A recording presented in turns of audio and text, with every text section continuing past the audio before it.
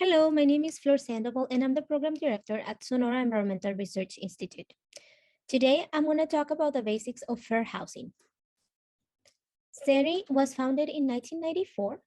We are a small nonprofit organization located in Tucson, Arizona, and we work together with limited income and minority communities through the Southwest to protect the environment and improve community health.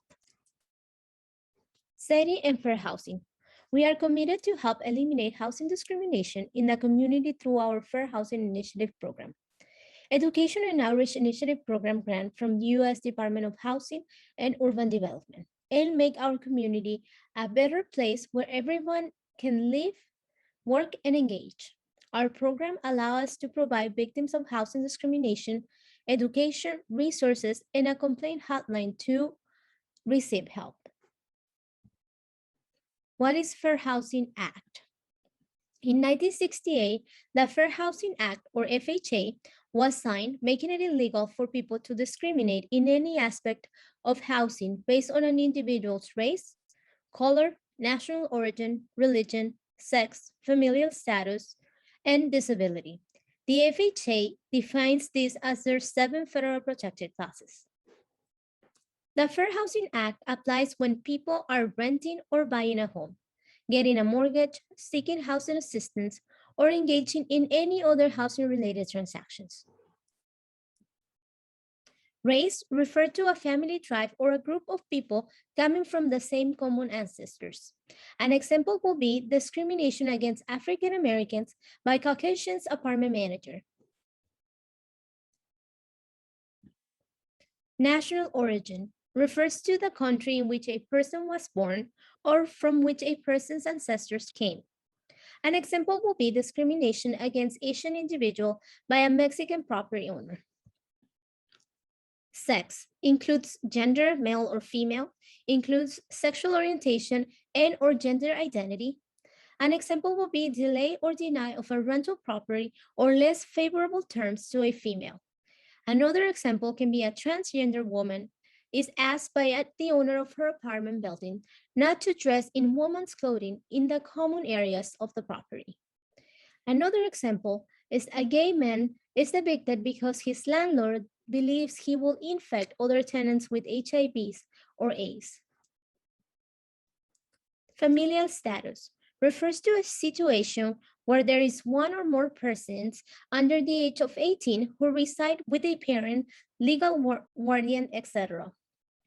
Also applies in the case of pregnancy or people who are in process of gaining legal custody of a person under the age of 18. All families with children are protected by the FHA against familial status discrimination, including single-parent households and same-sex couples with children.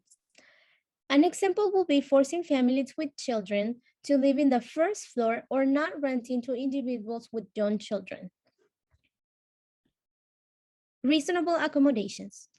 A change, exception, or adjustment to a rule, policy, practice, or service that might be necessary for a person with a disability to have an equal opportunity to use and enjoy a dwelling and its public and common use space. Housing providers include homeowner and condominium associations must allow assistant animals in a non-pet building. A request does not need to be in writing, but is recommended for records. Reasonable accommodations. A housing provider might not ask about the nature or severity of the disability, but might request information about relationship between the person's disability and the needs for the requested accommodation. In this case, this can be provided by an individual making the request, by a doctor or other medical professional, by a peer support group, by a non-medical service agency, or another reliable third party. Reasonable accommodations. When considering reasonable accommodations or modifications requests, a housing provider may take only the following into consideration. Is the individual for whom the request is made a person with a disability? Is the requested accommodation or modification necessary to allow the person with a disability an equal opportunity to use and enjoy a dwelling, including common areas? Will the requested accommodation impose an undue financial or administrative burden on the housing provider? Will the requested accommodation require a fundamental alteration in the nature of the program? Did you know of the 28,880 complaints had and the state and local agencies investigate each year, only 58.9% allegates discrimination because of disability? Of the 10,000 complaints had and the state and local agencies investigate each year, nearly 1,200 allegate discrimination because of national origin. Of the 10,000 complaints had and the state and local agencies investigate each year, nearly 1,500 allegates discrimination because of children. What is prohibited? Refuse to rent, sell, or negotiate housing. Otherwise, make housing unavailable or discourage the purchase of or rental of a dwelling. Set different terms, conditions, and privileges for sale or rental of a dwelling. Provide a person different or limited privileges in housing services or facilities of a dwelling. Falsely deny that housing is available for inspection, sale, or rent. Make an advertisement of a dwelling that indicates any preference, limitation, or discrimination. Impose different sales prices or rental charges for a sale or rental of a dwelling. Use qualification criteria or applications or sale or rental standards or procedures. Hazard a person. Assign a person to a particular area of the building or neighborhood. Refuse to make a mortgage loan or provide other financial assistance for the dwelling. Refuse to provide information regarding loans. Impose different terms or conditions on a loan, such as different interest rates, points, or fees. Possible signs of discrimination. And these are some of the announcements or signs that you might see that will indicate possible signs of discrimination. No dogs allowed in this property, no exceptions. The advertisement is wrong. The rent is really $50 higher per month starting in August. There is a lot of traffic in this area. It isn't safe for kids to live here. We only take people who speak English clearly. You might be more comfortable living elsewhere. I'll show you a neighborhood with mosques. If you are a victim of housing discrimination, it is important to speak up. When you speak up, you help stop housing discrimination from continuing in your community. SERI can help you file a complaint. If you think you have experienced unlawful discrimination in housing, you can file a complaint with us. We are certified Arizona Relate-friendly partner for those with hearing loss or speech disability.